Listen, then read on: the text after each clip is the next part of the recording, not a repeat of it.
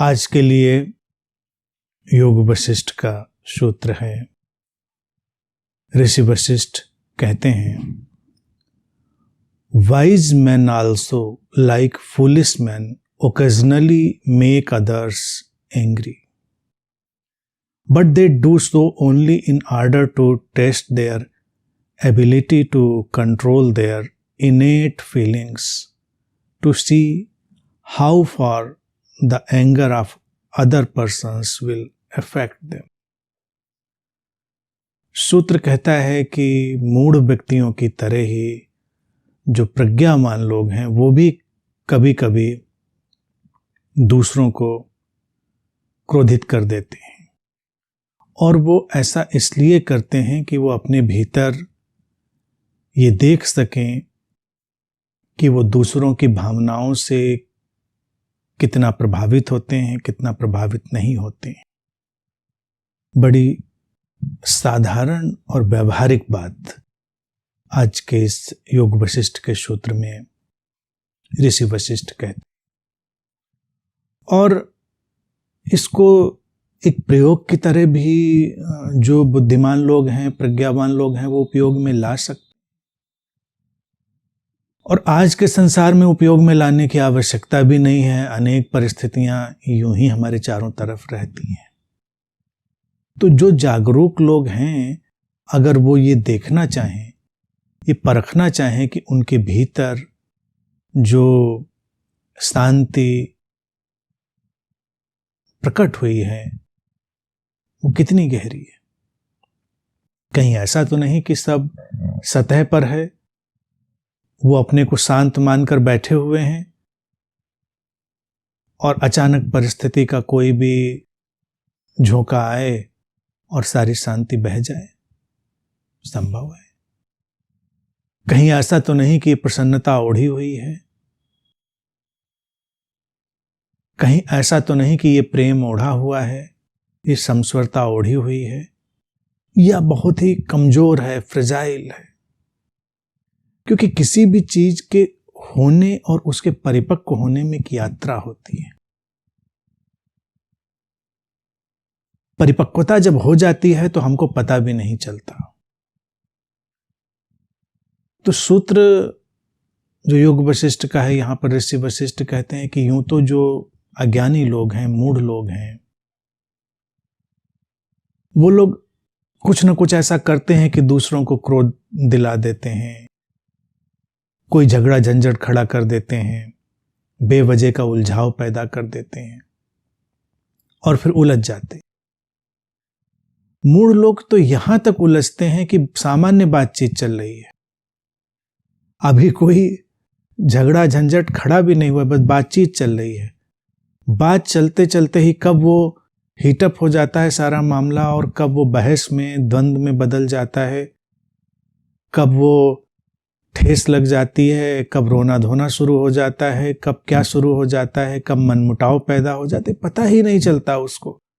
वो तो बस एक धक्का है, एक फ्लो है, उसमें सब घटता चला जाता है। ये स्थितियां बड़ी अचेतन होती हैं और खतरनाक भी होती हैं, क्योंकि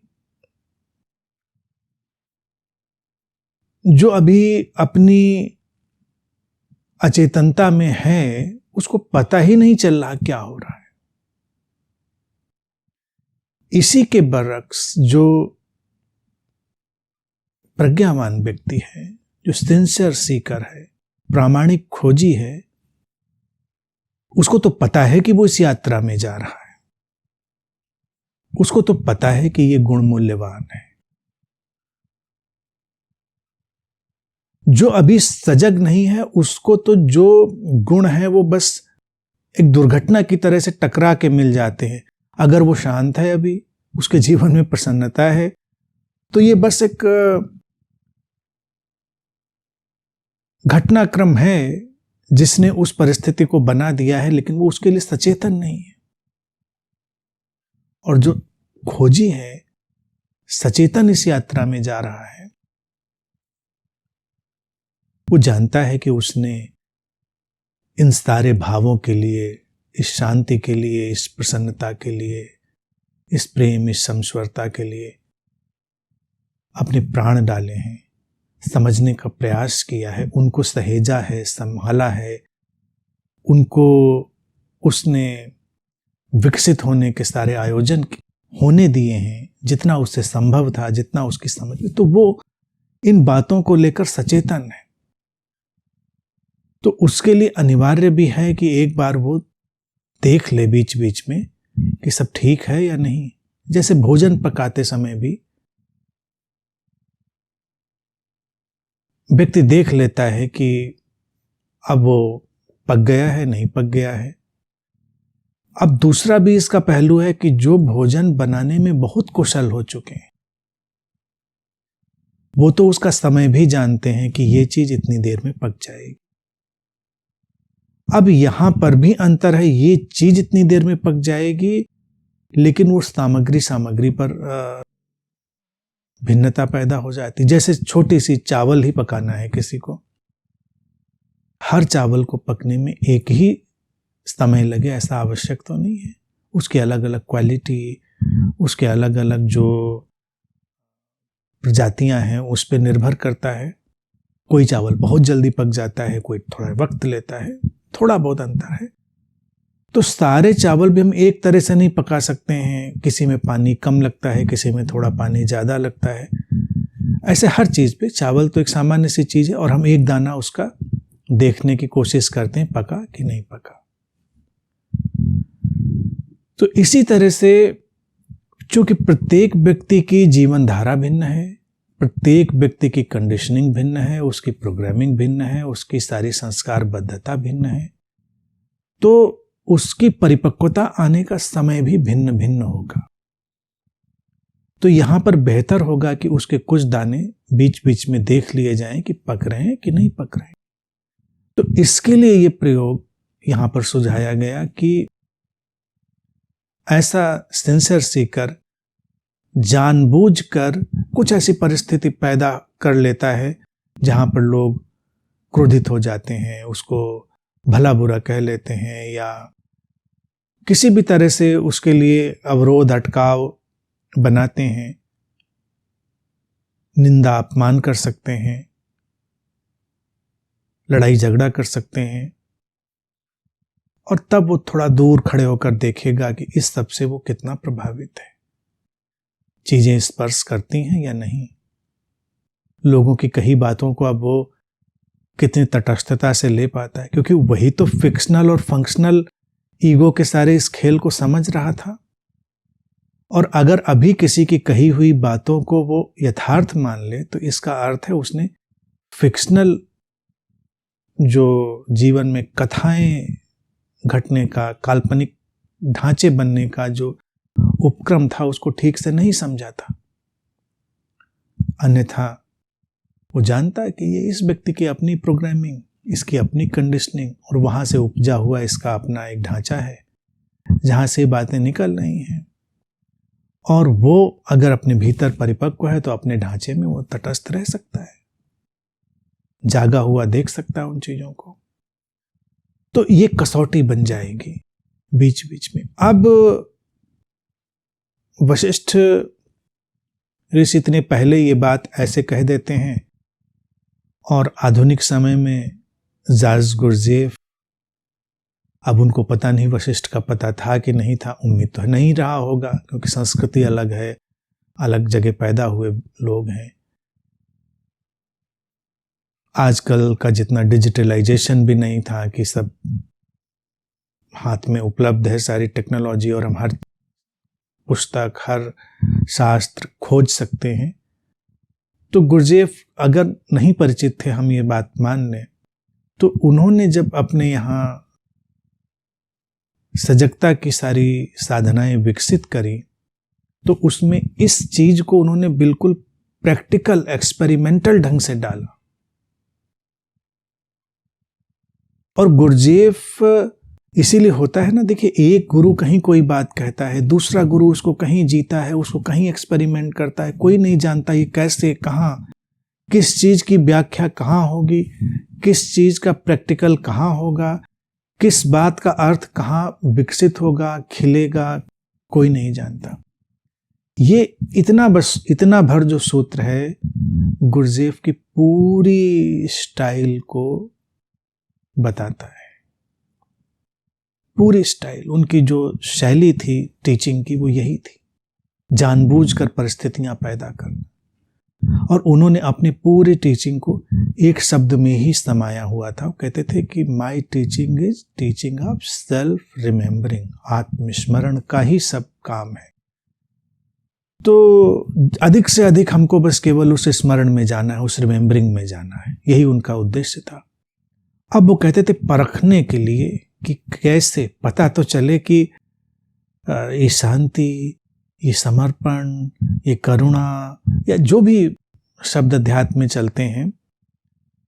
और मूलतः तो उन्होंने आत्मस्मरण की बात कही थी कि जो सेंस है सेल्फ अवेयरनेस का, ये कितना इंटैक्ट, कितना अक्षुण्ण, कितना अप्रभावित बना रहता है, इसको देखना है।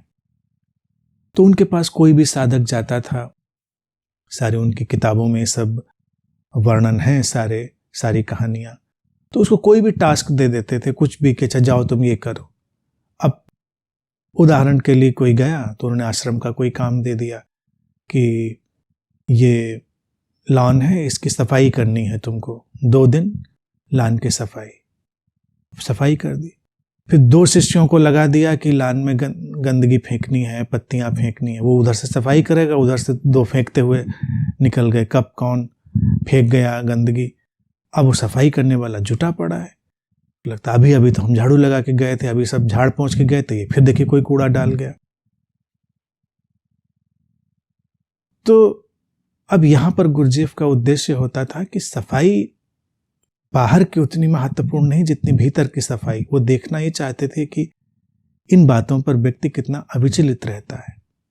गंदगी रहेगी या नहीं रहेगी वो इतना महत्वपूर्ण नहीं है, लेकिन उसके भीतर कितना अटकाव रहेगा। तो अमूमन तो लोग उत्तेजित ही हो जाएंगे। कल्पना करिए अगर हमारे साथ ही कोई ऐसा करे तो कैसा होगा। घर में ही ऐसा हो, घर में अभी आप सब डस्टिंग वस्टिंग करके बैठे हों अच्छे से सफाई करके, और कोई आए हाथ में मिट्टी रखे सब फूंक दे चारों तरफ, फिर सब मिट्टी मिट्टी धूल धूल, तो अमूमन आपको गुस्सा ही आएगा। गुरजेफ देखना चाहता था कि अब डाल दी मिट्टी, किसी ने डाल दी, गंदगी डाल दी, लेकिन गुस्सा नहीं आया।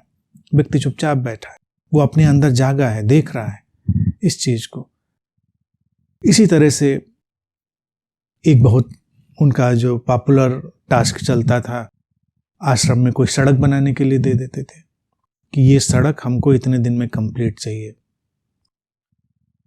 व्यक्ति बड़ी मेहनत से बना रहा है, ईंटें जमा रहा है, और दूसरे कुछ लोगों को टास्क मिला था इसको रात में उखाड़ डालनी है ईंटें। तो बनाने वाला जब सुबह जाके देखेगा कि ईंटें उखड़ी हुई हैं तो उसकी हालत क्या होगी सोचा जा सकता है। और गुरजेफ और उसके जो कोर टीम थी वो सब इस पे ध्यान रखती थी कि व्यक्ति क्या व्यवहार कर रहा है, क्या प्रतिक्रिया करेगा। यहाँ तक कि वो व्यक्ति को अपमानित हो जाने के, क्रोधित हो जाने के बहुत सारे ऐसे आयोजन करते थे कि अचानक व्यक्ति बैठा है और कोई भीड़ के बीच से उठा और कुछ उल्टा सीधा उसको बोलने लगा। आश्रमों में लोग ये उम्मीद नहीं करते हैं। आश्रमों में तो लोग उम्मीद करते हैं सब बिल्कुल डोलते झूमते मस्ती में बैठे हुए हैं। आश्रम भी एक तरह का जो व्यवस्थाएं लोगों ने बनाई हैं वो कुछ अलग टाइप की ड्रग वहां पर चल जाती है। कुछ तो लिटरल ड्रग चल जाती है कहीं कहीं पर, और कहीं बस एक जो साइकोलॉजिकल ड्रग है, और वो सुपरफिशियल बना देती, उथला सैलो बना देती व्यक्ति को, क्योंकि वो अपने भीतर की परिपक्वता को परख नहीं पा रहा है। क्योंकि अगर सब उसके अनुसार ही चल रहा है तो जब उसके अनुसार ही चलता रहेगा तो परखेगा कहाँ पर, उसको तो पता ही नहीं चलेगा। तो आश्रमों में इसीलिए लोग बड़ा कंट्रोल्ड एटमॉस्फेयर रखते हैं कि सब इधर बांसुरी बज रही है, उधर सब बढ़िया सुंदर वातावरण, सब अच्छे अच्छे से बोल रहे हैं। अक्सर तो ऐसी गैदरिंग में लोगों की आवाज़ें भी पॉलिश्ड हो जाती हैं। वही आवाज़ आश्रम के गेट के बाहर देख लो, टाए टाए काँव काँव वाली आवाज़ होगी, और आश्रम के अंदर बहुत ही सौम्य मधुर पॉलिश्ड अच्छी आवाज़ हो जाती। सारे लहजे जो हैं बड़े ही अच्छे हो जाते हैं। गेट के बाहर निकल के सब अपनी असलियत में आ जाते हैं। तो गुरुजीएफ अक्सर करता था, सब बैठ के बड़ा अच्छा वातावरण चल रहा है, बढ़िया सत्संग चल रहा है, वो बोल रहा है बड़े प्यार से, अचानक कोई खड़े होकर किसी को कुछ उल्टा सीधा बोल दिया कि ये बेवकूफ यहाँ कब से बैठा हुआ है, मैं देख रहा हूँ। उम्मीद ही नहीं करी थी कि वो तो अपने को बुद्ध मान के बैठा हुआ था व्यक्ति, बिल्कुल आधी खुली हुई आंखों से, जिसको कहते हैं ना अर्धोन्मीलित नेत्र, देख रहा था डूबा डूबा खोया खोया कि वो तो बुद्ध हो चुका है। और अचानक किसी ने उठ के उसको उल्टा सीधा बोल दिया और गुरुजीएफ आंख गड़ा के देख रहा है ये क्या होने वाला है। अब अगर व्यक्ति सचमुच में ठहर चुका है अपने अंदर, तो वो उन्हीं आधी खुली आंखों से अर्धोन्मीलित नेत्रों से उधर देखेगा, चुपचाप बैठा रहेगा। और अगर अभी परिपक्वता नहीं आई है तो पूरी आंखें एकदम से खुल जाएंगी और उपद्रव शुरू कि ऐसा कैसे इसने कह दिया, इसकी हिम्मत कैसे हुई ऐसा कहने की। तो क्रोध दिलाने के, जैसे इसमें कहा क्रोध दिलाता है, तो गुरुजीएफ ने तो क्रोध दिलाने का आयोजन तो बेइंतहा वो उसने कर रखे थे, बहुत होता था उसके आसपास की व्यवस्थाओं में। तो ये उसकी बड़ी पेट, उसकी जैसे कहते प्रिय शिक्षाओं में से था, लोगों को देखने के लिए, परखने के लिए। कोई कुछ भी अगर कह रखा है, अब गुरु में श्रद्धा ही कोई कर रखा है कि गुरुजी मैंने तो जीवन समर्पित कर दिया, आपके लिए बिल्कुल बेशर्त अनकंडीशनल मेरा प्रेम है। अब गुरुजीएफ देख रहा है कि कह तो रहा है अनकंडीशनल, लेकिन अनकंडीशनल है नहीं।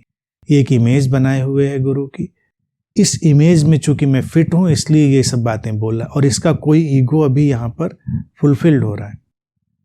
तो वो जल्दी ही कुछ न कुछ ऐसा जरूर करता था कि उसकी वो इमेज टूटे, उसके उस ईगो को धक्का लगे और उसको फिर तय करना पड़े कि अब भी वो यही बात कहेगा कि, या महसूस करेगा कि बेशर्त प्रेम करता है, या भाग लेगा, यानी कि अपना डेरा डंडा समेट लेगा, क्योंकि वो मान के चल रहा था कि ऐसा ऐसा होना चाहिए तो ऐसा ऐसा।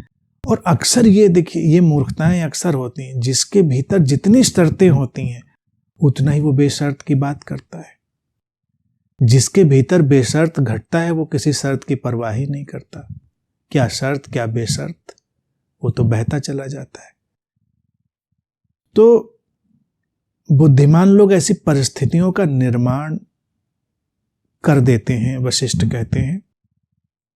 और अगर गुरु के पास हैं और गुरु ऐसा ही वशिष्ठ जैसा है, तो भी परिस्थितियों का निर्माण कर देगा कि परख तो लो।